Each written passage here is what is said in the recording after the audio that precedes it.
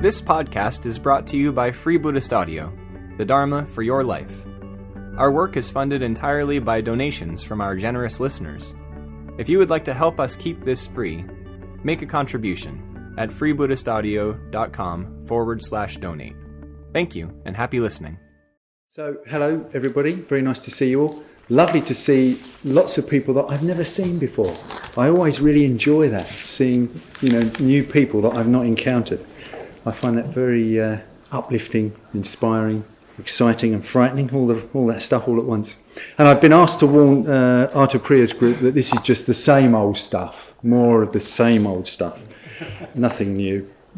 Okay, freedom, big subject, very big subject, very emotive subject. It's a strange commodity, freedom. I think it's an attitude. Bhante says it's a quality of mind. You can put two people in the same sort of situation. One will feel enslaved, confined, bound, restricted, oppressed, with no room to maneuver at all. And the other will feel completely at ease, spontaneous and free. Almost any situation. I mean, you've probably seen this in communities. You put two people in the same community, one of them sort of like a duck to water, and the other one sort of wound up and irritable within hours. Very strange business. The first person, the person who's enslaved and confined, will feel constrained to react, acting out the same old responses, following through the same old patterns, the way they always do, with no room to manoeuvre, no choice in a way. The second will feel the freedom to rearrange the patterns and to set up more positive conditions. Almost spontaneously they'll do that. And this is what we usually refer to this as creativity. You can see these two, Bhante talks about these two, doesn't he, as the reactive mind and the creative mind. And in any one moment we have this choice to go one way or the other. And we can develop the knack, if you like, of tuning into that second method, that feeling at ease, spontaneous, free, creative, ready to sort of play with the situation and see what we can make of it. To put it another way, as Bhante says in Know Your Mind, at any one time we are either encouraging positive mental states or reinforming negative ones. Now, in the spiritual life, we need to be in positive mental states, very positive mental states, if we can, creative states, as much as possible. Continually, if possible, continuously in positive mental states, not just to survive the rigours of ordinary daily life, which is hard enough, but especially if we want to confront the realities of life, so-called, the big questions in life, the ever-presence, as I like to think of them, if we could only face up to them, impermanence, insubstantiality, unsatisfactoriness, or the inevitables, sickness, disease, old age, and death, which will come to us whether we want them to or not. They literally are inevitables. They're not necessarily popular subjects, are they? And one of the fascinating things I've always thought about reality is that it is as it is. It's just the way things are, And it remains that it is. Whatever we think about it, whatever we feel about it, whatever we believe it to be, however we believe it to be, it doesn't make any difference. It is what it is. So, that's quite interesting, I think. It's very interesting indeed. It means that we can either attempt to align ourselves with the way things are or do something else. And doing something else is usually much more fun. We can enjoy it some of the time. We're certainly familiar with it, doing the same old stuff. It's comfortable. We know it. It feels secure. And everybody else is doing it, so it must be okay.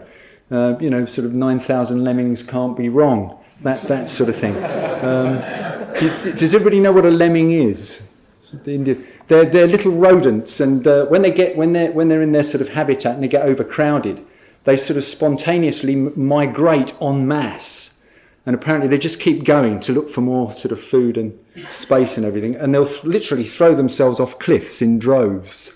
So we can be like that, watching everybody else go over the cliff. We think, it must be okay. Everybody else is doing it. I've certainly been like that myself. I've certainly done things just because that's what everybody else seemed to be doing, or there didn't seem to be any sort of alternative. Most of us are probably in the middle ground somewhere, I hope. doing all the practices to some extent, some of the time. Still to some extent at the mercy of our likes and dislikes. Still to some extent enslaved, oppressed, confined by our egos, by our erroneous sense of self, as Buddhism puts it.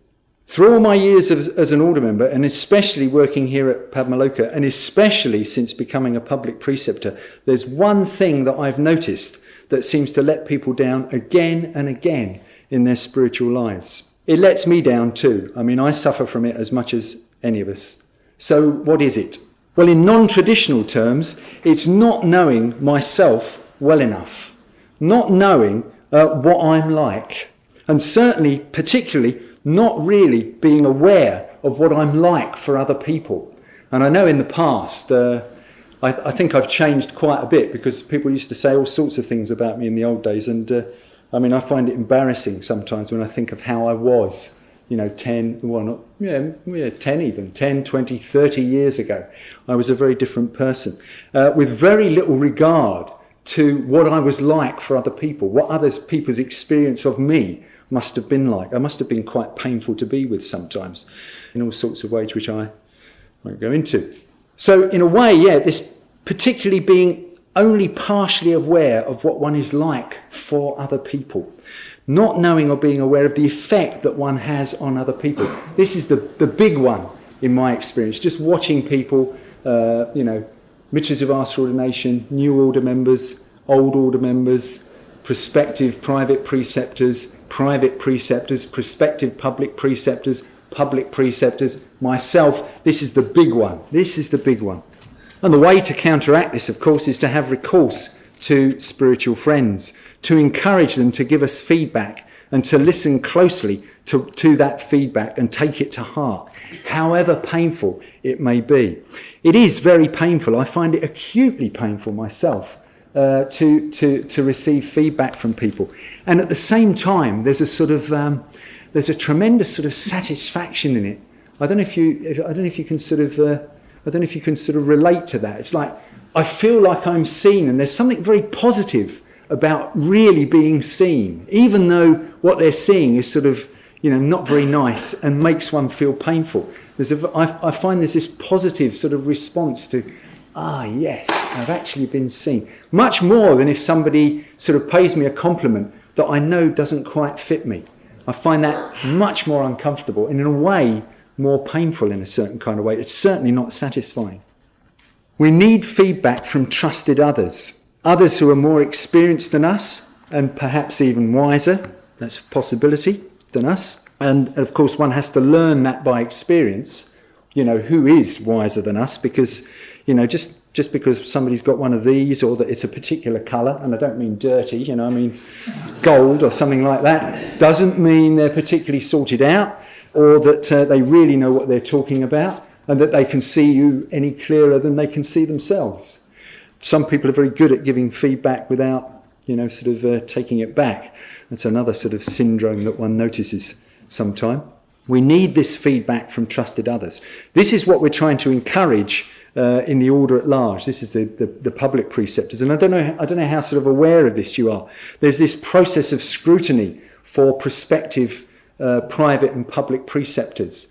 So what happens is that a notice goes in Shabda, and then anybody who knows anything about them, who has any sort of opinion, particularly a critical opinion, is invited to write to a third party and voice their criticism to that person. And then the person will go to the prospective preceptor and say, well, this is what I'm hearing. What do you think about that? And if it's appropriate, put the two people in contact. So like lots of feedback and lots of engaging with a process of sort of scrutiny and, in a way, self-scrutiny. And this is going on with prospective private preceptors. It's going on with prospective public preceptors. And only when everybody's sort of reasonably happy, the prospective person is engaged with their process to the extent that everybody's quite happy. And usually all people want to hear is that they're actually being listened to for a change. And then usually they're quite happy to sort of accept that. I heard of one person. There's a particularly exemplary Dharmacharini who went round and saw everybody who had any any sort of criticism of her at all. And she said on a number of occasions, she'd go and listen to people telling her what she was like, and she'd say, yes, I was like that. And usually it was women, other women, and they go, ah, they burst into tears. You said, what's the matter? You listen to me, that's all I needed to hear. Kind of people just, all that's all people usually want, just to be acknowledged, just to realise that, yes, this person has actually heard and acknowledged what they were like for me, whatever they think they were like for themselves. So, this is going on, and even the old lags like myself, we're all going to get this too. When there's a bit more space in the system, we're going to come up for a sort of MOT, a review. Yeah? And our names will go in Shabda, and I mean, we can't stop being private and public preceptors of the people we've already ordained privately and publicly, but if we're not up to scratch, we won't be allowed to perform any more ordinations until such time as we put right whatever the criticism is. This is what's going on in the order, and I think it's great. It's sort of long overdue, because there are lots of unfortunately lots of sort of unresolved issues in the order. So I'm thinking this is going to be really good. This is really going to sort of open things up in a very positive kind of way, just in the order. And it's certainly going to be, I think, for your benefit if you're not already ordained. I hope you can come into that sort of free atmosphere of, it's effectively, what Bhante calls a vital mutual responsiveness. We're all listening to each other and how we feel and think about each other, and feeding that back where it's appropriate in a positive kind of way.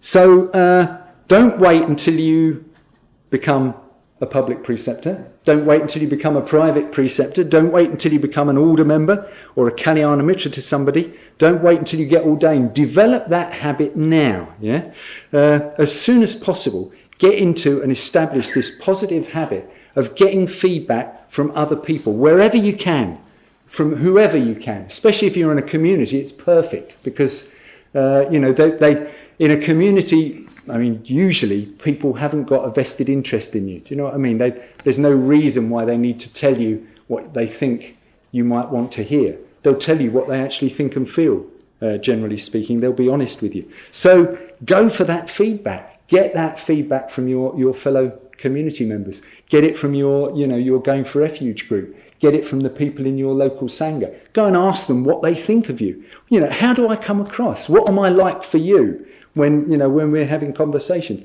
and listen to it, listen to what they say.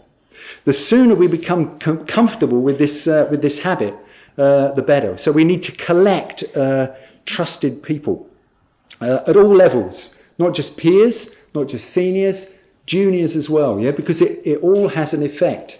I mean, I've also seen. Maybe I've done this myself. I've seen sort of order members in delivering a sort of meditation class, and they're wittering on, and you can see even quite new people are sort of going, this is a bit funny. But nobody actually says anything. They're actually able to sort of carry on, sort of droning on in perhaps sometimes a rather long-winded kind of way, and nobody actually gives them any feedback. It does happen. And sometimes it's very difficult because, people get reactive when they get feedback. But don't let that put you off. Get into the habit as soon as you can. I've got a personal rule of thumb. If one person gives me feedback, I try to. I can't remember my own writing. What I try to do is bounce it off somebody that I know and trust, especially if it's somebody I don't know. If they say, "Oh, I find you're like this," I do my own sort of self-evaluation, and then if there's any doubt, I go and see one of my friends and say, look, I've had this feedback. What do you reckon on that? And they'll say, well, maybe or maybe not. If 3 people give me the same piece of feedback, I decide that I'm wrong. Yeah. 1 I could sort of argue with. 3 people giving me the same feedback means that I'm wrong. Yeah. There's something I'm doing that I need to change, and then I try to change that behaviour, or at least bear it in mind as strongly as I can. What I thought I'd do is I'd sort of give you some encounters with freedom, as it were. As I said, freedom's what did I say?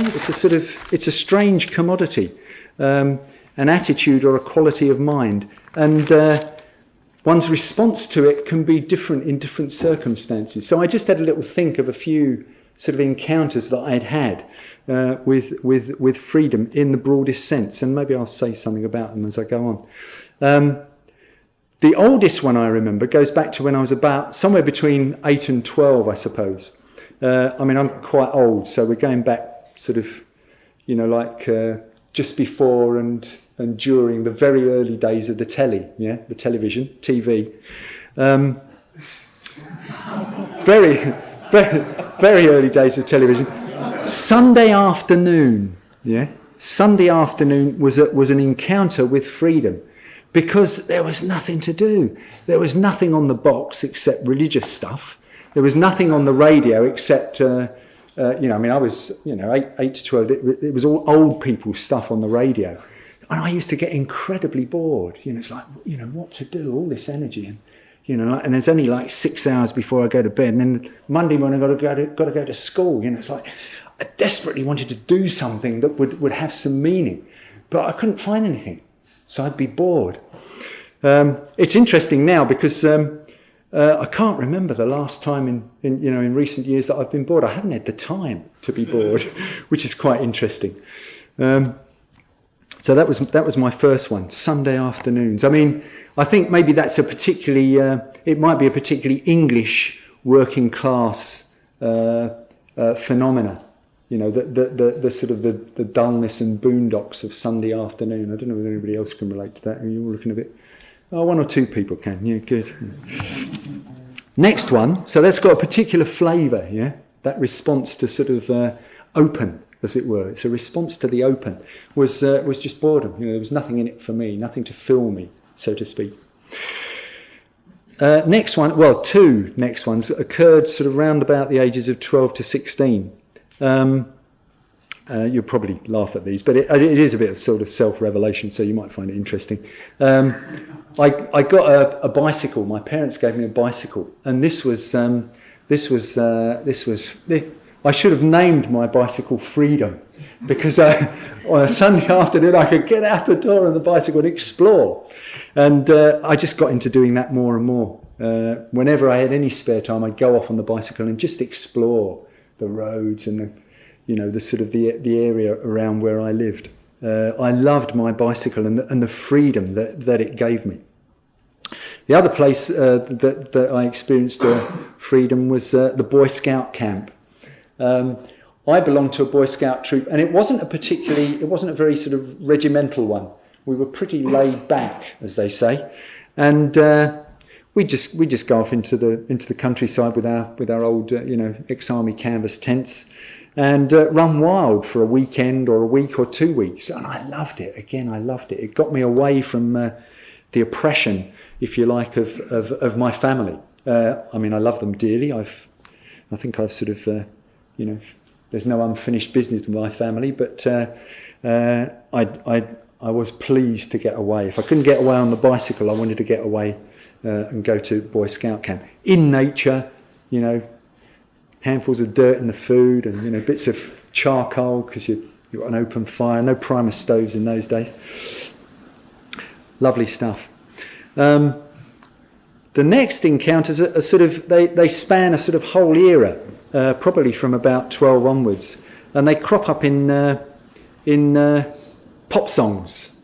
I encountered sort of freedom in pop songs. I don't know if you can relate to this. Maybe you can't. One of the first I remember is an expression that Bob Dylan coined, where he talked about, that we live in the free West. And I can remember sort of thinking about the free West. Well, in what sense is the West free? And all that kind of thing. It just sort of, somehow I resonated with that expression, the free West, and started trying to sort of make some evaluation of whether I thought that was the case. He obviously criticised it in the particular song. I can't remember which one now. There was another song that I remember very much, and I was always very interested in the lyrics in pop songs. I think this was, it was the best I could do as a working class lad in my sort of gropings towards poetry.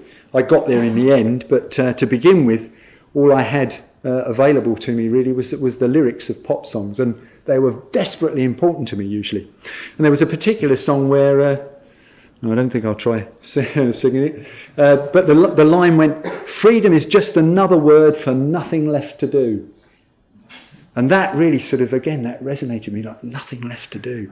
I think this got me sort of searching for some sort of meaning in my life, and it definitely resonated with Sunday afternoons. Yes, Sunday afternoons were free, but nothing left to do.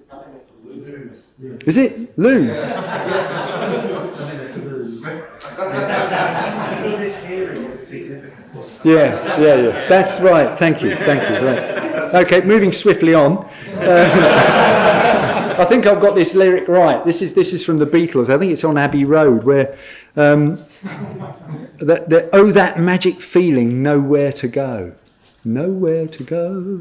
Yeah, and I still encounter that sometimes. I don't know if you've ever experienced this. You've made this sort of this arrangement to meet somebody or do something, and it's going to be quite difficult. It's going to take quite a lot of time.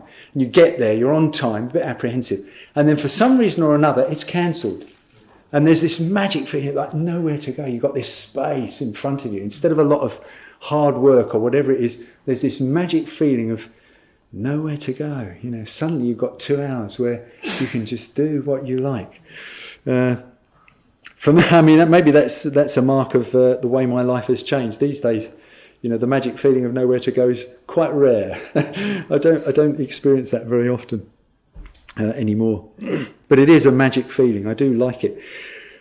Yeah. Next one. This is an interesting one. This is very powerful. I'm not quite sure what it meant, but I'm about 19. I've just passed my driving test. I've got my dad's car, and I'm taking my girlfriend out for a drive in my dad's car. And I felt amazing. We didn't do anything. There's again, working class lad, a long time ago. We didn't do that sort of thing. But just to be in this car, with this girl next to me, I've got this incredible sort of. I think it was maybe a sort of the beginnings of a sort of an experience of my own. I don't know, potency or power, maybe something like that. I don't know, but I can remember it was a feeling in my chest. I felt really sort of full and happy and positive out in my dad's car. Next one, oh dear, I think it's the same girlfriend. Aged 23, I called off my marriage. I was engaged to be married. We'd had the banns read. I didn't have a suit. She didn't have a dress, and we didn't have anywhere to live. We'd done everything else. And it's quite, I don't know if you've ever been through this process, but it's quite a thing to set up. With all this, people have been giving us presents and all the rest of it. There was all this stuff at home. And I called it off. I couldn't go through with it. And I got an incredible sense of release from that. An incredible sense of... just freedom, I suppose. Incredible sense of freedom, which has stayed with me ever since and seen me in very good stead, I think. Next one, I think was age 25, 26. I met Subhuti and Buddhism in very quick succession. As Bhante says in his lecture, Subhuti and Buddhism, even dry academic Buddhism, really had the taste of freedom for me. I thought, this is it. This is what I do with my life. This is the meaning I've been looking for. This is the purpose. And again, a sort of an incredible sense of the oppression of worldly life to some extent. I felt sort of fall away. It was a very sort of exciting time for me. Interestingly enough, I don't remember experiencing this when I got ordained. It's interesting that Padmavajra experienced, a sense of sort of uplift and an inspiration when he was ordained. I think I was too self-centered and unintegrated for that. I just felt a bit smug. I've even got this picture of me standing there with my two Kalyana Mitras, and I'm sort of, I've got the cream sort of thing, real, full of myself. Unfortunately, but things have turned out quite a bit different from that. Next one, I've only got a few more to go and then I'll finish. Next one, I'm 31. I've been ordained about 5 years. How to put this? I fell in love with a French woman, and she went back to France, so I tidied up my affairs, sold lots of things, and I went off to France with just a rucksack. And I didn't know if I was ever coming back. I really didn't know if I was coming back. I didn't have a two-way ticket, I just had a one-way ticket, and I didn't know what the future held. And I just sort of launched myself into the open again in a way, without, not knowing what was going to come. And that was a very sort of double-edged thing. It was very exciting, but also very very frightening to sort of launch myself off like that. But it's interesting. I mean, thinking about it now, I don't know how I managed to do it. I'm sort of amazed that I had the gall just to sort of just to go off. And I suppose the way people put it these days is that I, in a way, I was following a dream of some sort. I went off following this dream on my own. I came back pretty quickly because it was hell out there, basically. But I think in a way it was very good for me. One of the things it did was it made me realise when I came back, because once things got pretty bad, I decided to come back. I'm not completely stupid, so I came back to the Order, and I can remember my first National Order weekend in the LBC. I think it was the LBC, and we all used to sit around in a great big circle, a bit like this. You'd have as many people as this, all sitting around the walls of this room, and we'd all report in one at a time to everybody else. I mean, it seems a bit ludicrous now, but it was very good sometimes. Very, very good indeed. And over again, people kept saying, "Oh, it's so good to see Surita back." And I thought, well, I don't need to do this again. I don't need to leave. I can just do what I like. It is my life, I suppose. That was the sort of the penny that dropped. I think the next big thing, and there have been lots of little ones since, encounters with freedom, but again, a very double-edged one was, I think, going to India with Lokamitra in, whenever it was, I think 1980, maybe, something like that. First time anybody from the movement had been back to India. Was it? Yeah, that's right, 78. Yeah, I think I'd been ordained about 2 years. Yeah, it was the first time anybody had gone back to India.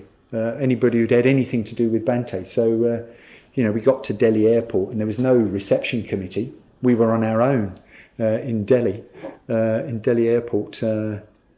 What is it? Nearly 30 years ago, a long time ago. Things were very different. I mean, I've not been back to India, but people tell me that it's changed quite a lot. We were sort of thrust into the, certainly for a European, an Englishman, thrust into the madness and chaos of India, which in the space of, I think, 2 short months, I learnt to love.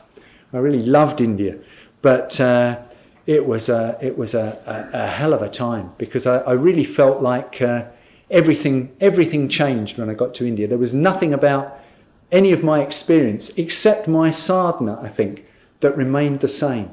All the people that I went with, as far as I was concerned, turned into maniacs almost as soon as we touched down, and that included, senior order members.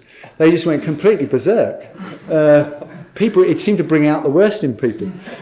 Certainly brought out the worst in me. I really had the feeling, when I went to India, I had the sense that I could die out there. I could die and never come back when I went, because I think maybe 6 months before I went, I knew somebody who went over there, contracted hepatitis and died within about 5 days. So I thought, God, this could happen to me. I could die, in India. So it was a really big deal going to India.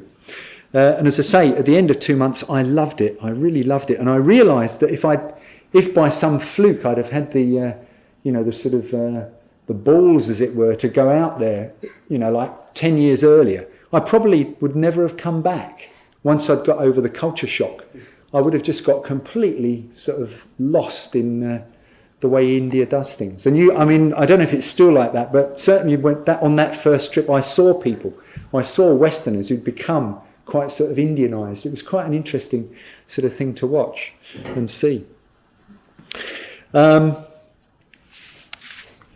Okay, to finish,